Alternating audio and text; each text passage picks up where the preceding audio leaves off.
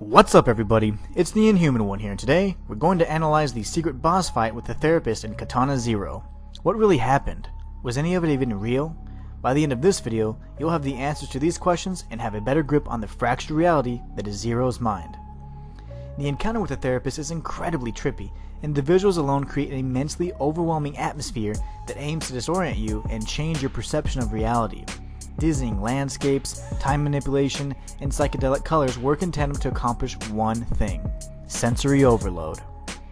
But is all this really happening? What was the drug that the therapist took?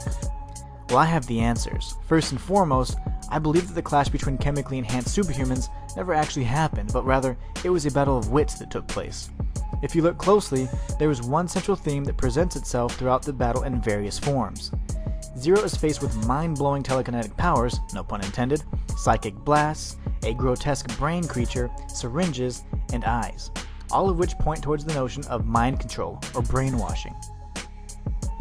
The arms that reach out to grab Zero are symbolic of an outside force placing a stranglehold on the mind, preventing one from free thought.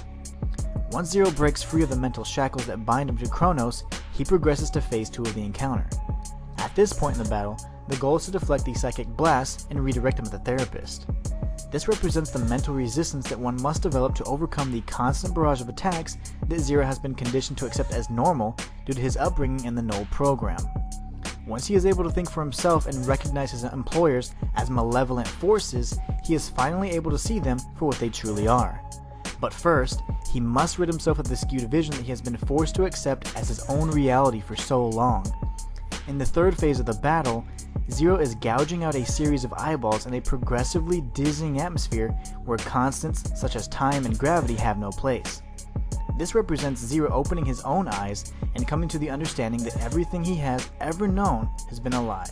After coming to this conclusion, the battle progresses to the next stage.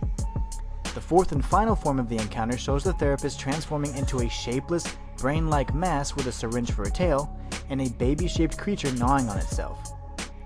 Each of these traits resemble the most powerful elements of Zero's struggles. The brain monster resembles his own tainted mind that has been corrupted and forever changed by Kronos and its creators.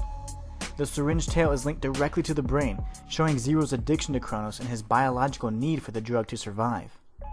The baby symbolizes Zero's corruption as a mere child, as he was selected for the Gamma Null program at a very young age.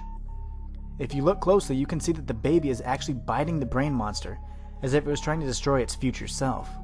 The battle itself primarily revolves around avoiding the syringes and attacking the sensitive points of the brain. The baby seems to be the only part of the creature that remains unharmed during the assault. Zero's avoidance of the syringes couldn't be more on the nose. This represents his desire to refrain from using Kronos and his newfound desire to destroy its creators. In the end, both Zero and the therapist are sitting in their respective chairs, Zero seemingly unharmed, and the therapist with a sword planted firmly in his skull. It seems like Zero is able to overcome the overwhelming influence of Kronos and ultimately kill his contractor. Perhaps there really was truth in the therapist's words when he said there were other drugs that were created during the war, but I don't believe that he himself had any.